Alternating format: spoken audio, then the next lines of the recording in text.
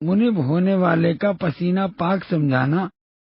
یا سفر میں اطفال کے ساتھ مخاربت اور ریشم یا کوئی اور چیز اعلی تناسل پر لپیٹ کے محرم عورت سے مباشرت کا جواز، اسی قسم کے مسائل نے عوام کو گناہوں پہ جری اور بے پرواہ کر دیا، لیکن شیعہ فقہا ان تمام باتوں کو حرام سمجھتے ہیں، ان کے ارتکاب سے بیزاری اختیار کرتے ہیں۔ یہ جھوٹے الزامات ہیں، بہت افسانہ ہے۔ آپ کے پاس اپنی گفتگو پر دلیل ہے؟ کیا دلیل ہے آپ کے پاس؟ حافظ صاحب، دلیل میں آپ غور کر رہے ہیں کہ میں دلیل جو دے رہا ہوں وہ آپ ہی کی کتابیں دلیل کے طور پہ پیش کر رہا ہوں۔ ہاں وہ تو ہم دیکھ رہے ہیں۔ ہاں تو اب آپ یہ بھی غور سے دیکھیں کہ جو چیزیں میں نے فقہی بیان کی ہے آپ کے علماء نے کس طرح سے لکھا، آپ خود ہی جانتے ہیں، لیکن بیچارگی میں آمدن مدعی سست گواہ چست کا مصداق بنتے ہیں۔ چلیے بیان کریے۔ ورنہ آپ کی فقہی کتابوں میں آپ کے فقہا کہ یہ فتویٰ موجود ہے، وقت میں اتنی گنجائش نہیں کہ سب کو نقل کر سکو، لیکن یہ اتنی واضح اور بدیہی چیز ہے، خود آپ کے اکابر علماء نے بھی اس کی تنقید کی ہے۔ نمونے کے لیے آخر تفسیر کشاف جلد سیم صفحہ 301 میں ضیاء اللہ زمخشری کا یہ قول آپ کے ملاحظے کے قابل ہے۔ عربی متن کو روکتے ہوئے ترجمہ پیش کیے دیتا ہوں کہ اگر مجھ سے میرا مذہب دریافت کرے تو میں اس کو ظاہر نہیں کروں گا، کیونکہ اس کے پوشیدہ رکھنے میں سلامتی ہے۔ اس لیے کہ اگر میں کہوں حنیفی ہوں تو کہتے ہیں کہ تم حرام شراب کو حلال جانتے ہو، اگر کہوں مالکی ہوں تو کہتے ہیں کہ تم کتے کا گوشت حلال سمجھتے ہو، اگر کہوں شافعی ہو تو کہتے ہو کہ تمہارے یہاں اپنی لڑکی سے نکاح جائز ہے حالانکہ لڑکی حرام ہے، اگر کہو حنبلی تو کہتے ہیں کہ تم حلولی اور مجسمہ مذہب کے ہو، اگر کہوں اہل حدیث ہوں تو کہتے ہیں کہ یہ بکرا ہے، کچھ جانتا بوجھتا نہیں ہے۔ مطلب یہ کہ یہ فقہائے مذہب اربعہ کے فتاوے ہیں، بلکہ مستثنا نمونہ زمانہ ہے، اور زمانے والوں سے مجھ کو تعجب ہے کہ کوئی شخص لوگوں کی زبان سے محفوظ نہیں ہے۔ میں کیا کروں کہ زمانے نے مجھ کو پیچھے ڈال دیا،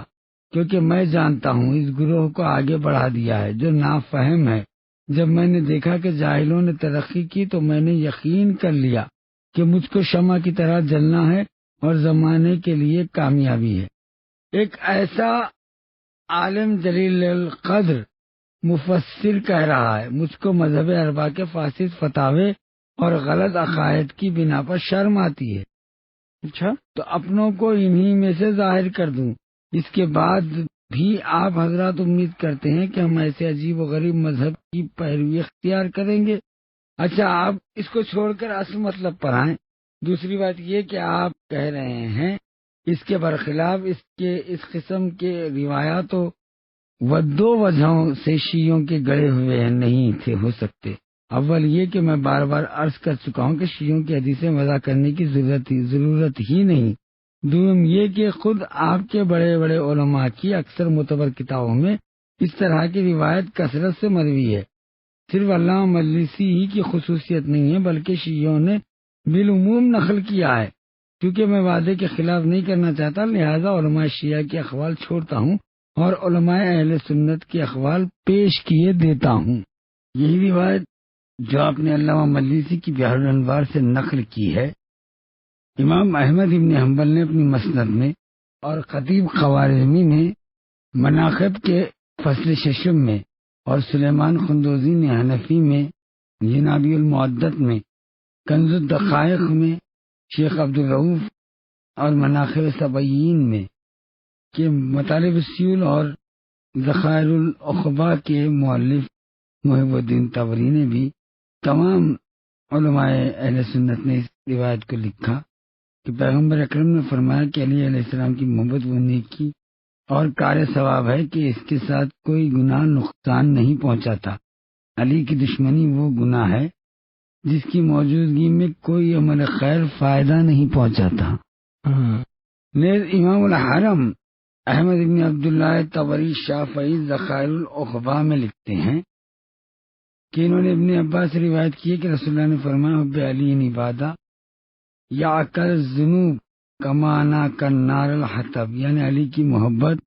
گناہوں کو ایسے کھا جاتی ہے جیسے لکڑیوں کو آگ کھا جاتی ہے۔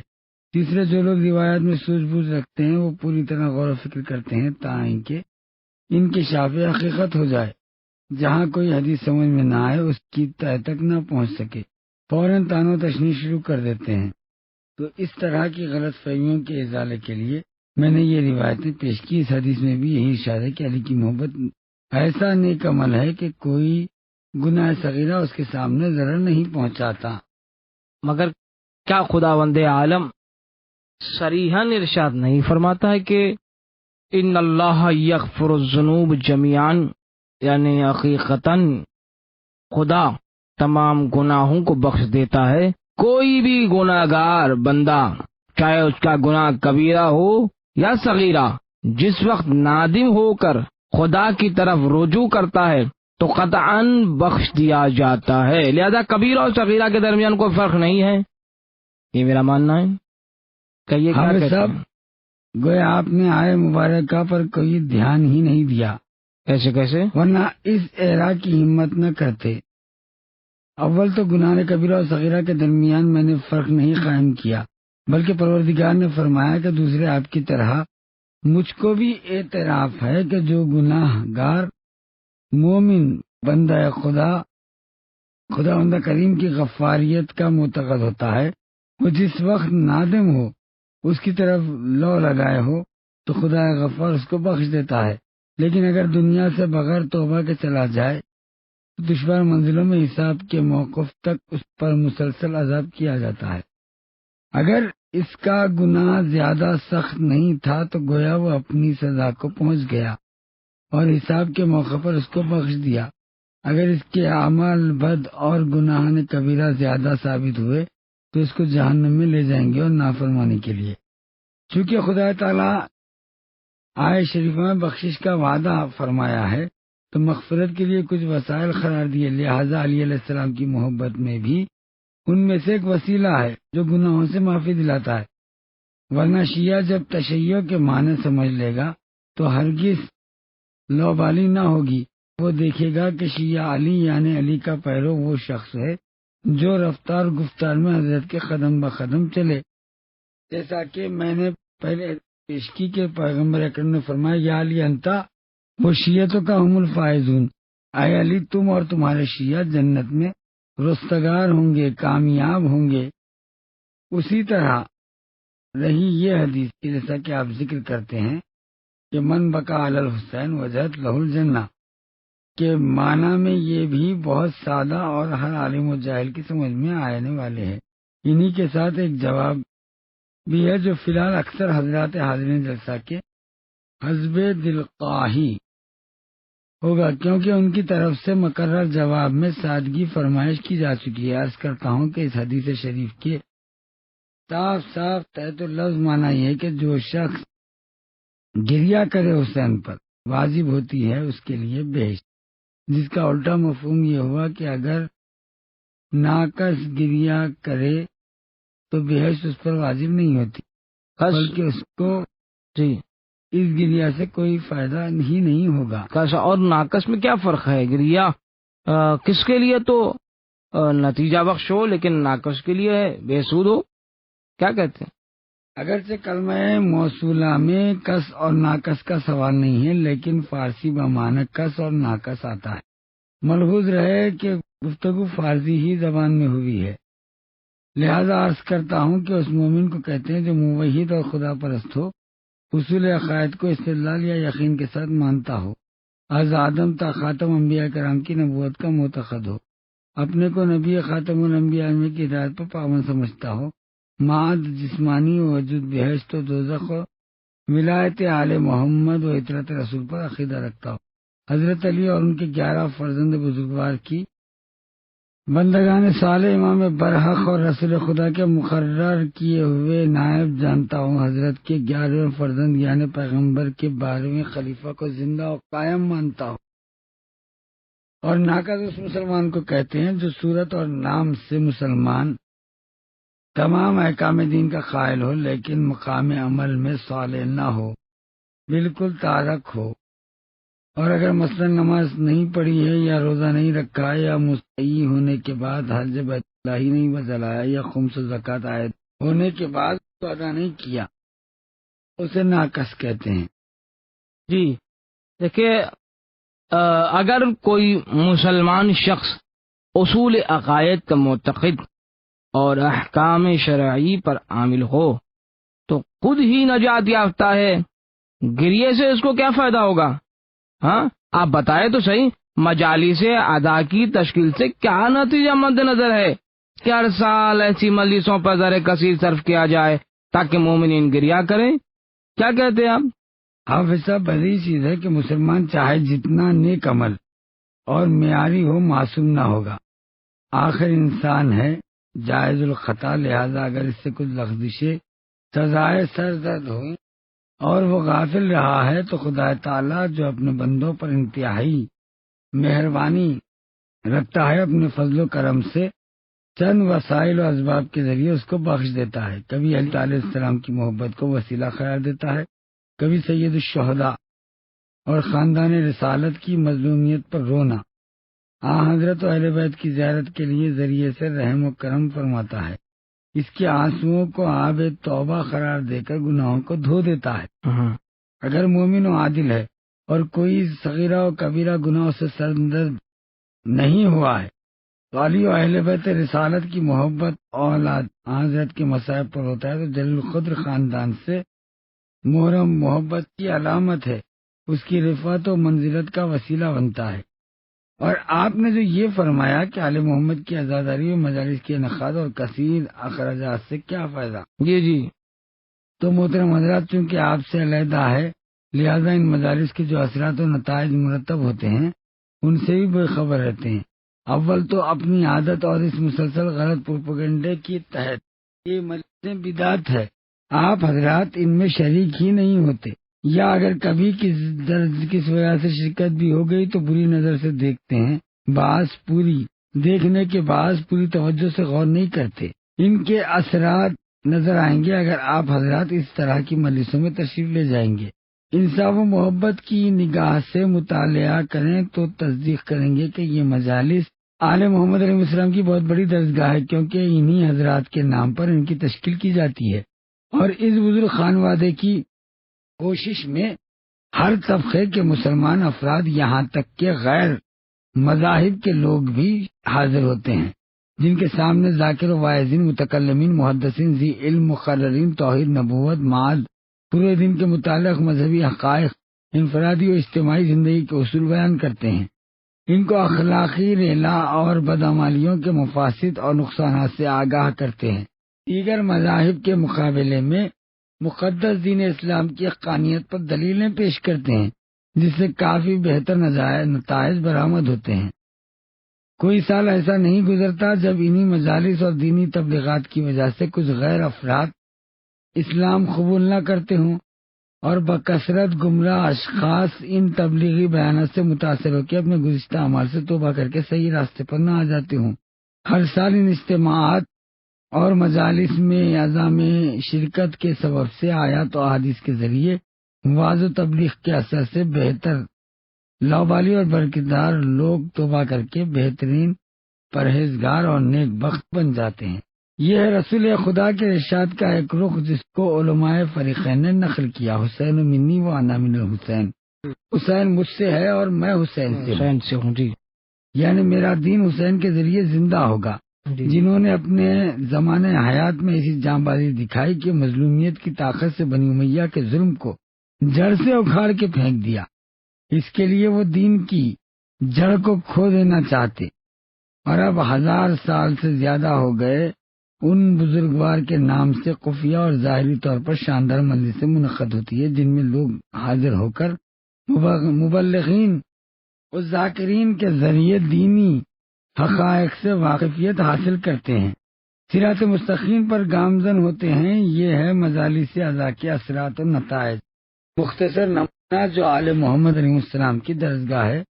کہی جا سکتی ہے۔ مزید وضاحت کے لیے یہ بھی عرض کر دوں کہ حقیقتاً علی علیہ السلام کے دوست اور شیعہ حسین ابن علی کے ظاہر اور عزادار حضرت کے سچے غلام اور چاہنے والے نہ واجبات کو ترک کرتے ہیں نہ گناہ کبیرہ کے مرتکب ہوتے ہیں، کیونکہ وہ جانتے ہیں کہ اگر ان کو بتایا جاتا کہ حضرت امام حسین علیہ السلام شہید راہ ہے، آپ نے شعائر دین کی ترویج کے لیے شربت شہادت نوش فرمایا، جیسا کہ زیارت وارثہ دیگر زیارت میں وارد ہوا ہے۔ اشہد انک قد اقمت الصلاۃ وآتیت الزکوٰۃ وامرت بالمعروف ونہیت عن المنکر اطاعت اللہ ورسولہ حتی اتاک الیقین، یعنی میں گواہی دیتا ہوں کہ آپ نے ابو عبداللہ در حقیقت نماز کو قائم کیا، زکوٰۃ کی، امر بالمعروف اور نہی عن المنکر، بلکہ فرمایا زندگی کی آخری سانسوں تک خدا و رسول کی اطاعت کی۔ فریقین کی معتبر روایتوں میں ام المؤمنین عائشہ، جابر ابن عبداللہ انصاری اور انس وغیرہ سے منقول ہے کہ پیغمبر نے فرمایا کہ من زاد الحسین بکربلا آرنن بحقا وجبت لہ الجنہ،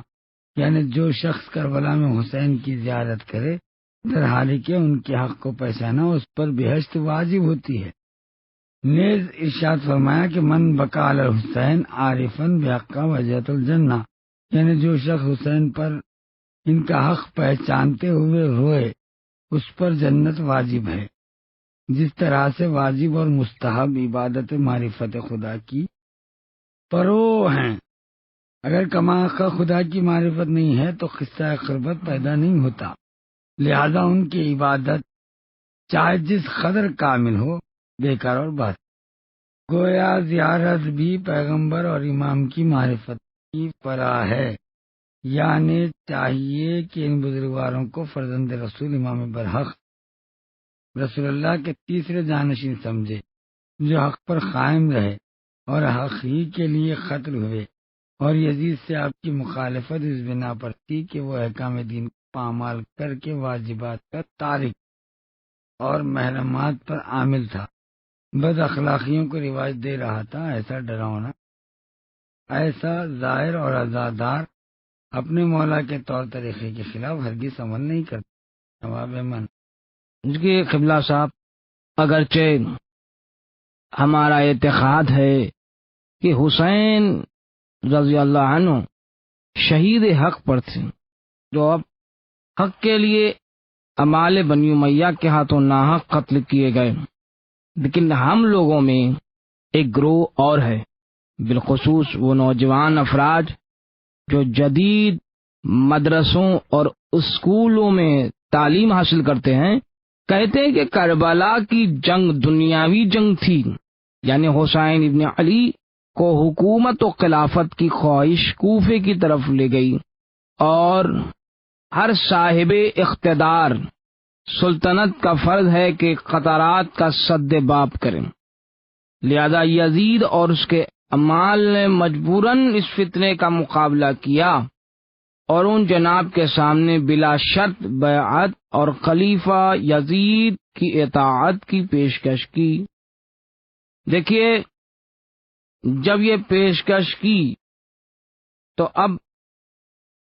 یہاں سے سلسلہ چلا، اس لیے کہ اس کی فرما برداری واجب تھی، اور خواہش کی کہ آپ شام چلے جائیں تاکہ خلیفے کے پاس عزت سے رہیں یا اپنے وطن پلٹ جائیں، لیکن ان جناب نے نہ مانا، یہاں تک کہ قتل ہو گئے۔ بس ایسے دنیا طلب انسان کے لیے جو جاہو سلطنت کی جہت میں قتل ہوا، عزاداری فضول بلکہ بدعت ہے۔ آیا آپ کے پاس کوئی ایسا صحیح جواب ہے؟ یہ ان کو خاموش کر دیجئے گا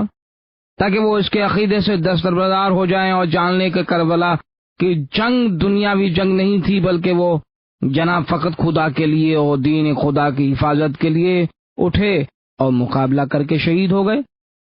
دیکھیے، ہم انتہائی اشتیاق کے ساتھ اس موضوع کو سنتے اور حقیقت معلوم کرنے کے لیے تیار ہیں، تاکہ مخالفین کے مقابلے میں جواب دہی پر قادر ہوں۔ آپ یقین کیجئے قبلہ کہ اس قوم کو جواب دینا چاہیے، وہ مختصر ہی کیوں نہ ہو، بہت بڑی دینی خدمت ہے۔ مہربانی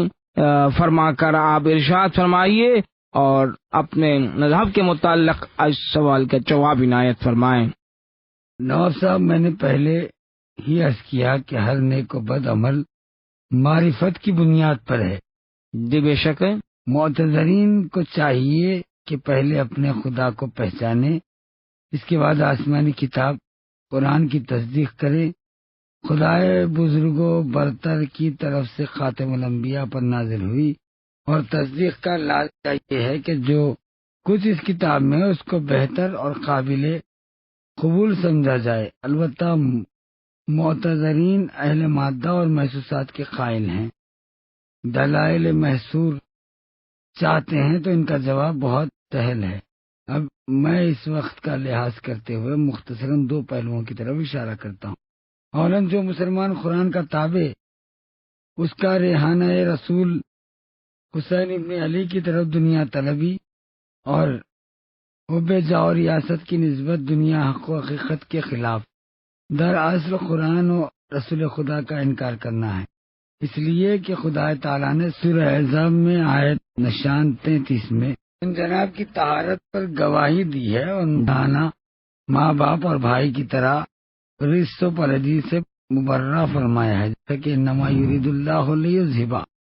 عنکم الرجس اہل البیت یطہرکم تطہیرا، یعنی اس کے سوا نہیں ہے کہ خدا کا ارادہ ہے کہ تم سے اہل بیت رسول ہر رزق و ناپاکی کو دور رکھیں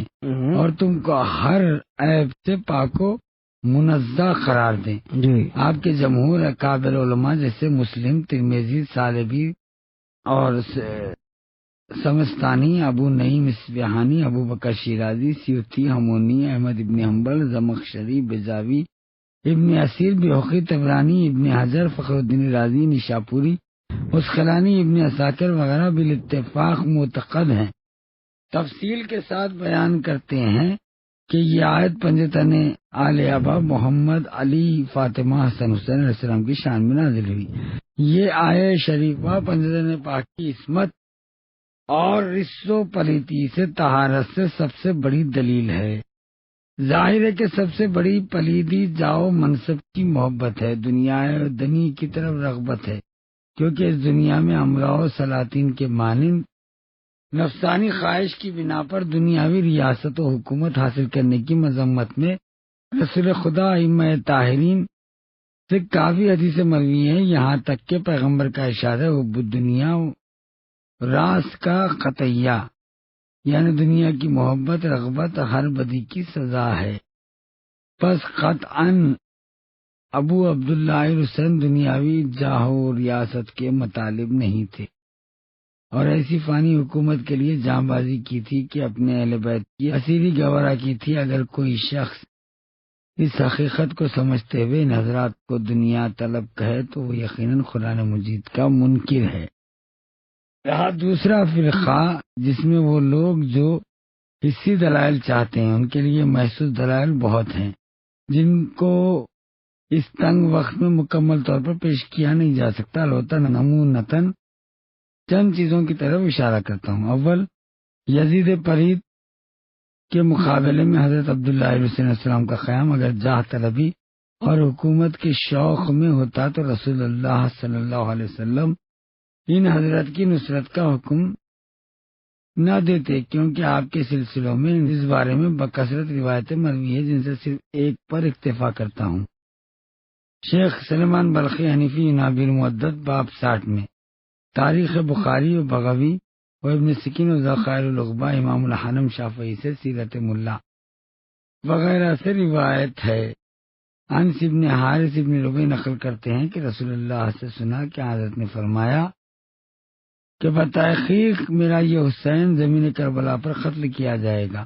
پس تم میں سے جو شخص اس وقت موجود ہو حسین کی مدد کرے۔ اس کے بعد لکھا کہ انس ابن حارث سے کربلا پہنچے اور حکم رسول پر عمل کرتے ہوئے امام حسین کے ساتھ قتل ہوئے، پس معلوم ہوا کہ حضرت کربلا میں حق کے لیے کھڑے ہوئے تھے، نہ کہ دنیاوی ریاست کی محبت۔ اب حدیث رسول کے بعد اس موضوع پر آپ کو اور کیا دلیل چاہیے؟ اتنا سن لیں کہ امام حسین کا قیام شجرہ طیبہ لا الہ الا اللہ کی حفاظت کے لیے تھا۔ تو دلائل ہے سلسلے میں آپ کے پاس؟ خود حضرت جانتے تھے کہ ظاہری غلبے کے اسباب فراہم نہ ہوں گے، لہذا میں عورتوں بچوں کے 84 افراد کے ہمراہ حضرت کا سفر ایک آخری اور بنیادی نتیجے کے لیے تھا۔ امام دیکھ رہے تھے کہ شجرہ طیبہ لا الہ الا اللہ کو ان کے جد بزرگوار خاتم الانبیاء نے اپنے خون جگر شہدائے بدر و احد و حنین کے لہو سے سینچا تھا، حضرت علی علیہ السلام جیسے باغباں کے سپرد کیا تھا، جس کی نگہداشت کریں۔ لیکن اس ماہر فن واقف کار باغبان کو ظلم و تعددی، تلوار، قتل و آتشزدگی کا دباؤ ڈال کر الگ کر دیا گیا، شجرہ طیبہ کی آبیاری سے روک دیا گیا، جس سے توحید نبوت کی بہار خزاں کی صورت اختیار کر رہی۔ بہرحال باغباں اصلی کی توجہ سے کبھی کبھی حقیقت اور کامل طاقت نہ سہی لیکن تھوڑی بہت تقویت پہنچ جاتی ہے، یہاں تک باغ کے کل اختیارات جاہل ہٹ درمی اور کینہ پرور باغبانوں جیسے بنی امیہ کے ہاتھوں پہنچ گئے۔ خلیفہ سوم عثمان ابن عفان کے زمانے خلافت سے جو بنی امیہ کے ہاتھوں کھلے، یہی حکومت کے کرتا دھرتا ہے۔ ابو سفیان کو جو اس وقت اندھا ہو چکا تھا، ہاتھ پکڑ کے دربار میں لائے، اس نے بآواز بلند کہا، یعنی اے بنی امیہ، اپنا دولت خلافت کو گھما کر اپنے ہی خاندان میں رکھو، کیونکہ جنت اور دوزخ کچھ بھی نہیں، یہ سب ڈھونگ ہے۔ بتائیے اس فقرے کے بعد آپ کیا کہتے؟ اس سے ہٹ کے نیز اور ایک روایت میں آیا ہے کہ اے بنی امیہ، کوشش کر کے خلافت کو گیند کی طرح دبوچ لو، قسم اس چیز کی جس کی میں قسم کھاتا ہوں، اس سے مرادیت جن کی وہ یہ لوگ کھاتے تھے، کہ میں ہمیشہ تمہارے لیے ایسی حکومت کا متمنی ہوں، تم بھی اس کی حفاظت کرو تاکہ تمہاری اولاد اس کی وارث ہو جائے۔ سوائے زمانہ بدعقیدہ قوم نے تمام راستے مسدود کر دیے۔ اس طرح کے کئی دلائل موجود ہے۔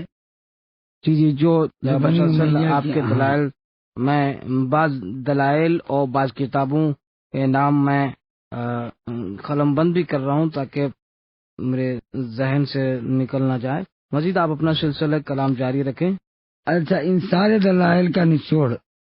عاشور کی شب حضرت امام حسین کا خطبہ ہمارے دعوے کی سب سے بڑی دلیل ہے، اس لیے کہ شب عاشور تک حضرت کی خدمت میں 1300 سپاہی موجود تھے جو لڑنے مرنے پر آمدہ تھے، لیکن اسی رات کو نماز مغربین کے بعد حضرت کرسی پہ تشریف لے گئے، ایک مفسر خطبہ ارشاد فرمایا جس میں صاف صاف ایسے کلمات بیان فرمائے کہ اس لشکر جاہو طلب اشخاص پر خوف طاری ہو گیا۔ تمام ارباب مقاتل نے لکھا کہ حضرت نے فرمایا، جو لوگ دنیاوی ریاست و حکومت کے خیال میں آئے ہیں وہ جان لیں کہ کل جو شخص اس سرزمین پر رہے گا وہ قتل ہو جائے گا۔ یہ لوگ سوا میرے کسی اور کو نہیں چاہتے، میں تمہاری گردنوں سے اپنی بیعت اٹھائے لیتا ہوں۔ اس کا وقت ابھی حضرت کی تقریر ختم نہیں ہوئی تھی کہ وہ ساری جماعت روانہ ہو گئی، صرف 72 لوگ باقی رہ گئے تھے۔ آدھی رات کے بعد دشمن کے لشکر سے 30 بہادر سپاہی شبخون کے ارادے سے نکل آئے، لیکن جب حضرت کی تلاوت قرآن کی آواز سنی، توجہ کے عالم میں آ کر امام کی خدا پرست فوج میں مل گئے، چنانچہ بنابر مشہور یہی کل 72 افراد۔ جی یہ ایک روایت ہے، اسی طرح 72 کی ایک اور روایت۔ یہ سب واضح ایسے دلائل اور قرائن ہے جو ثابت کرتے ہیں کہ حضرت نے دنیاوی انقلاب کے قصد سے جاؤ سلطنت کی محبت میں مسند خلافت تک پہنچنے کے لیے سفر نہیں فرمایا تھا، بلکہ آپ کا واحد مقصد تزویج دین، حمایت حق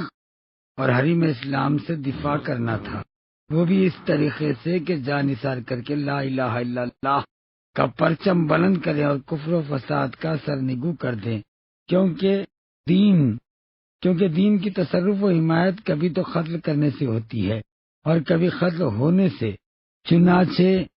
حضرت کمر باندھے مردانہ وار اٹھ کھڑے ہوئے اور مظلومیت کی قوت سے نیز احباب و اعزاز بالخصوص چھوٹے چھوٹے بچوں کی قربانیوں کی طاقت سے بنی امیہ کے ظلم و فساد کی جڑیں اس طرح اکھاڑ دی کہ کلمہ طیبہ لا الہ الا اللہ کو بلند کرے شجرہ مقدسہ اسلحہ ثابت کر کے سیراب کرنے میں آپ کی جلیل القدر خدمات آج ہر دوست و دشمن کو اعتراف ہے، یہاں تک کہ دین سے بیگانہ افراد بھی دلیل و برہان کی رو سے اس حقیقت کا اظہار کرتے ہیں۔ مظلومیت حسین کی سب سے بڑی دلیل مسلمانوں کے سامنے آپ کا اپنا شیرخوار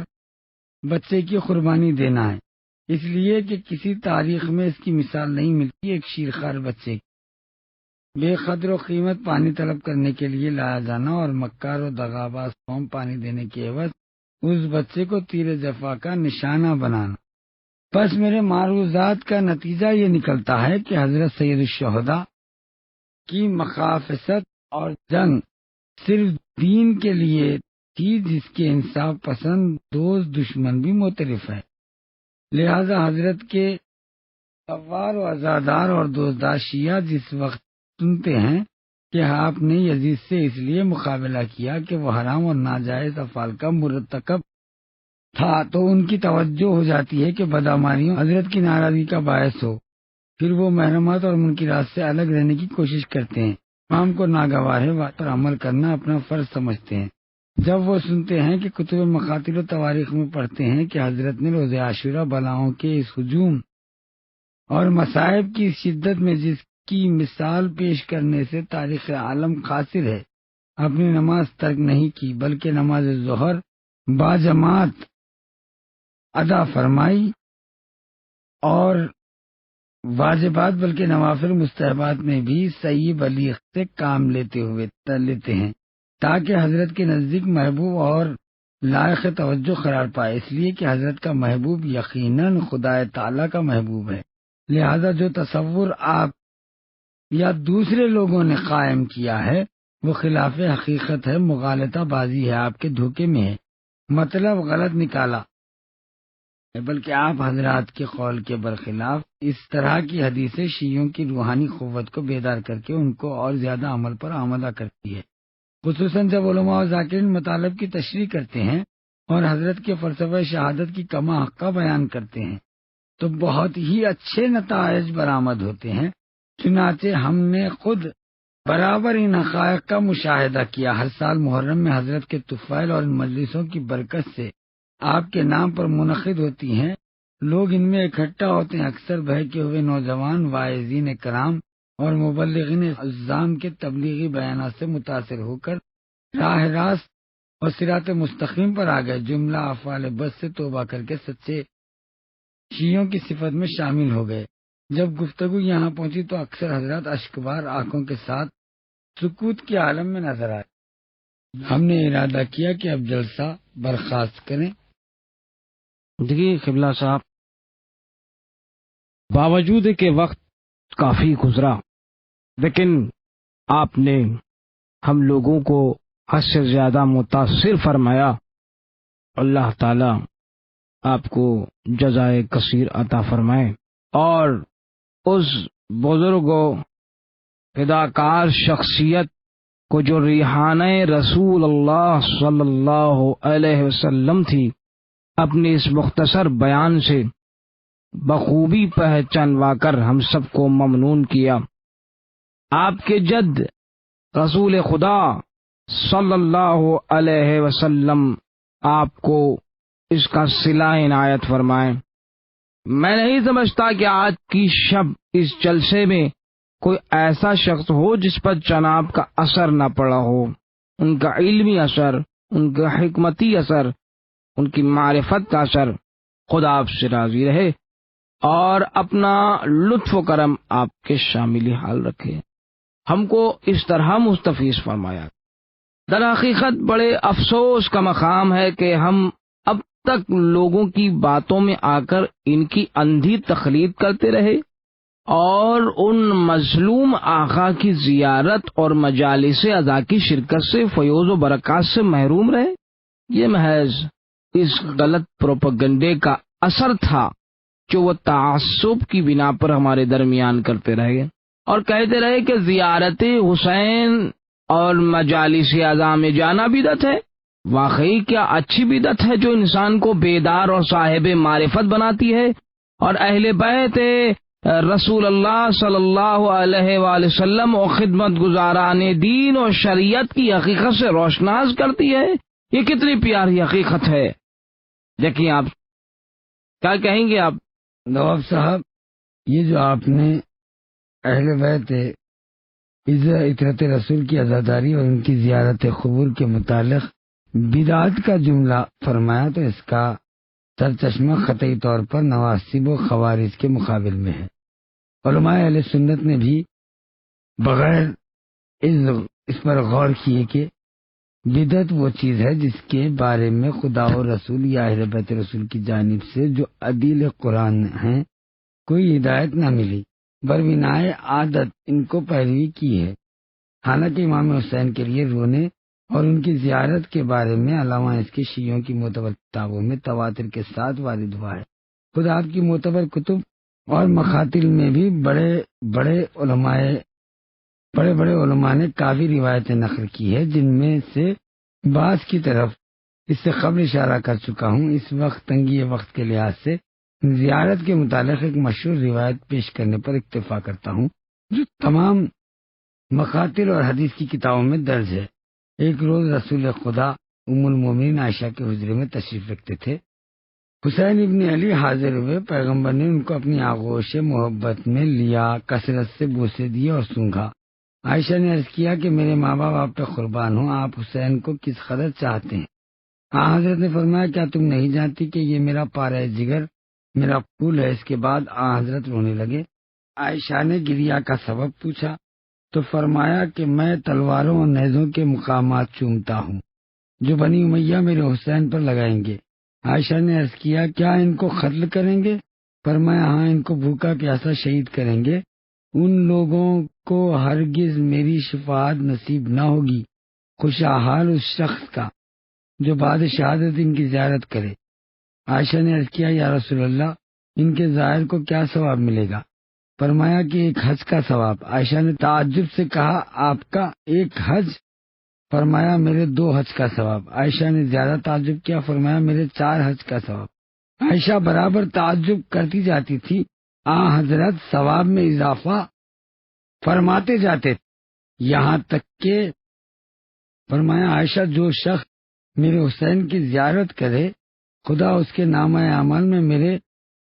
90 حج اور 90 عمروں کا ثواب درج کرے گا۔ اس کے بعد عائشہ چپ ہو گئی۔ خدا کے لیے آپ حضرات انصاف کیجئے کہ ایسی زیارت بدعت ہے جو رسول کی سفارش اور توجہ کی مرکز ہو۔ حضرت کی زیارت اور مجالس اعظام میں شرکت مخالفت اس کو بدعت سے تعبیر کرتے ہیں۔ یقیناً حضرت اور اہل بیت طاہرین کی دشمنی، باطنی فوائد اور اخروی عذر کے علاوہ قبور ائمہ طاہرین کی زیارت میں جو ظاہری منافع ملحوظ ہے وہ ہر عقل مند انسان کو اس بزرگ عبادت کی طرف راغب کرتے ہیں جو اور بھی بہت سی باتوں کی باعث ہے۔ آپ اگر ان اتباعات عالیات سے مشرف ہوں تو کھلا ہوا مشاہدہ کریں گے۔ زیارت کے درمیان چند گھنٹوں کے لیے جب خدام کے آرام اور صفائی کے لیے حرم بند رہتے ہیں، طلوع صبح کے 2 گھنٹے قبل سے تقریباً آدھی رات تک روز و شب حرم اور قبروں کے پاس کی مسجدیں زائرین و مجاورین اور خاص و عوام سے بھری رہتی ہے۔ یہ سب لوگ مختلف عبادتوں، واجب و مستحب نمازوں اور تلاوت قرآن اور وظائف میں سرگرم رہتے ہیں۔ لوگ اپنے گھروں میں اور وطنوں میں سوا واجبات ادا کرنے کے زیارت عبادتوں کی توفیق نہیں رکھتے، وہ بھی ان مقدس مقامات میں زیارت اور قربت کے محبوب کے شوق میں طلوع صبح سے 2 گھنٹے پہلے مشرف ہو کر تہجد اور اپنے پروردگار میں مصروف رہتے ہیں۔ تلاوت قرآن اور خوف خدا سے گریہ وزاری ان کی طبیعت ثانیہ بن جاتی ہے۔ چنانچہ وہاں سے واپسی کے بعد عبادات و مشغول گناہوں سے الگ رہتے ہیں اور بڑے اشتیاق کے ساتھ نوافل قضا نمازیں بجا لاتے ہیں۔ آیا یہ عمل جو دوسروں سے بہت سے اعمال کا سبب بنتا ہے، لوگ اس کے ذریعے توفیق حاصل کرتے ہیں، طرح طرح کی باتوں میں منہمک ہوتے ہیں اور رات دن کم سے کم صبح سے پہر رات کو 2-3 گھنٹے نماز و تلاوت قرآن و وظائف میں مشغول رہتے ہیں۔ اپنے کو پروردگار کی رحمت و عنایت کا مستحق بناتے ہیں، کیا یہ بدعت ہے؟ اگر زیارات مزارات ائمہ اطہار کا کوئی نتیجہ نہ ہوتا تو صرف یہی عبادتوں کی توفیق اور گرمی اس کا شوق دلانے کے لیے کافی تھی، تاکہ ان وسائل سے اپنے معبود کے ساتھ رابطہ مضبوطی کر کے روحانی طہارت حاصل کر کے جو تمام نیک بختیوں کی جڑ ہے، کیونکہ اپنے شہروں اور گھروں میں رہ کے دنیاوی مشاغل کی وجہ سے پورا میلان پیدا نہیں ہوتا۔ کیا بھلا عہد اہل تسنن میں ہم کو کوئی ایسا مقدس مقام بتا سکتے ہو جہاں عالم و جاہل عوام و خاص 24 گھنٹے عبادات میں مشغول رہتے ہیں، سوا مسجدوں کے جہاں فقط نماز پڑھ کے فوراً متفرق ہو جاتے ہیں؟ بغداد اور معظم میں جہاں شیخ عبد القادر جیلانی اور امام ابو حنیفہ کی قبریں ہیں، ہمیشہ ان کے دروازے بند رہتے ہیں، صرف نماز کے وقت ان مزاروں کی مسجدیں کھل جاتی ہے، مخصوص آدمی آ کر نماز پڑھتے ہیں، چلے جاتے ہیں۔ شہر سامرا میں جہاں شیعوں کے 2 برحق امام حضرت ہادی علی النقی، امام علی النقی علیہ السلام اور امام دہم اور امام یازدہم حضرت حسن عسکری علیہ السلام مدفون ہیں، تمام شہر کے بندے یہاں تک آستانہ مقدس کے خدام بھی جو برادران اہل سنت میں سے ہے، طلوع فجر کے قریب بڑی زحمت سے جب شیعہ زائرین و مجاورین اہل علم چیخ پکار مچاتے ہیں تب حرم کا پھاٹک کھولتے ہیں، لیکن ہم کو ایک بھی بوڑھا جوان عالم و جاہل سنی ایسا نظر نہیں آتا جو اس مسجد کے کسی گوشے میں مشغول عبادت نہ ہو، یہاں تک کہ خدام بھی دروازہ کھولنے کے بعد جا کر سو جاتے ہیں۔ البتہ شیعہ لوگ حرم کے اندر پورے ذوق کے ساتھ عبادت میں مصروف رہتے ہیں۔ وہ اثرات و برکات جو ان مقدس مزارات سے شیعوں کو نصیب ہوتے ہیں، خدا آپ کو مشرف ہونے کی توفیق عطا فرمائے، آمین۔ عراق عرب میں آپ کو 2 شہر ایک دوسرے کے پہلو میں صرف 2 فرسخ کے فاصلے پہ نظر آئیں گے، یعنی کاظمین اور بغداد۔ اول الذکر شیعوں کا مرکز ہے، جس میں امام ہفتم حضرت ابراہیم موسیٰ ابن جعفر علیہ السلام اور امام نہم ابو جعفر محمد ابن علی جواد علیہ السلام کے مزار مبارک ہیں، اور دوسرا اہل سنت کا مرکز ہے، جس میں شیخ عبد القادر جیلانی اور آپ کے امام اعظم ابو حنیفہ کی قبریں ہیں۔ اگر آپ غور کیجئے تو شیعوں کے برحق پیشواؤں اور اماموں کے بلند تعلیمات کا اندازہ ہو جائے گا، بچشم خود دیکھیے گا۔ ان دونوں مقدس قبروں اور ان کی زیارت کے برکات سے کاظمین کے باشندے زوار روزدار شب جلد سو جاتے ہیں اور طلوع فجر سے 2 گھنٹے قبل بیدار ہو کر پورے ذوق و شوق سے عبادت و تہجد کے لیے تیار ہو جاتے ہیں۔ یہاں تک کہ بہت سے شیعہ تجار بھی جن کی دکانیں اور تجارتی بغداد میں ہیں، لیکن مکانات کاظمین میں سحر کے وقت حرم مطہر کے اندر عبادت الہی میں مشغول رہے۔ لیکن اہل بغداد کس قدر گناہوں میں غرق، عیاشی، شہوت پرستی کے دل دادا، خواب غفلت میں مدہوشی ہے۔ واقعی اس وقت اپنے اوپر لعنت کرنے کا موقع ہے۔ ہم لوگ بغیر تحقیق کے کس لیے آنکھیں بند کر کے بہکانے والوں کے پیچھے دوڑتے ہیں؟ چند سال قبل ایک قافلہ یہاں سے روانہ ہوا جس میں بدقسمتی سے میں بھی شامل تھا۔ ہم لوگ امام اعظم ابو حنیفہ اور جناب عبد القادر رضی اللہ عنہ کی زیارت کے لیے بغداد گئے، لیکن ایک روز میں گھومنے کے لیے کاظمین چلا گیا۔ جب واپس ہوا تو میرے رفیقوں نے مجھ کو کچھ سخت و دست کہا۔ بڑے تعجب کا مقام ہے کہ معظم میں امام اعظم کی، بغداد میں شیخ عبد القادر کی، ہندوستان میں خواجہ نظام الدین کی اور مصر میں شیخ اکبر مقبول الدین کی زیارتیں تو جائز ہے اور موجب ثواب تو ہوں، جن کے لیے ہر سال ہم لوگوں میں سے کافی اشخاص جاتے رہتے ہیں، حالانکہ ان کے بارے میں رسول اللہ سے قطعاً کو روایت بھی مروی نہیں ہے، لیکن راہ خدا کے فداکار مجاہد اور ریحانہ رسول اللہ صلی اللہ علیہ وسلم کی زیارت جس کے لیے پیغمبر صلی اللہ علیہ وسلم نے اس قدر ثواب بیان فرمایا ہے کہ اور عقلاً بھی یہ ایک مستحسن کام ہے، اور وہ کام بدعت ہو جائے۔ اس وقت میں نے قطعی و پختہ ارادے کر لیا ہے کہ انشاءاللہ تعالی اگر زندہ رہا تو اس سال قربتاً اللہ اور خوشنودی خداوند عالم اور رسول اللہ صلی اللہ علیہ وسلم کے فرزند عزیز جناب حسین شہید کربلا کی زیارت کے لیے جاؤں گا اور خدا سے دعا کروں گا کہ یا اللہ میری پچھلی غلطیوں کو معاف فرما۔ اب آج کی شب میں دلی تاثر کے ساتھ انشاءاللہ کل رات تک کے لیے رخصت ہوئی ہے۔ شبہائے پشاور کی 7ویں شب کا یہیں پر اختتام ہوتا ہے۔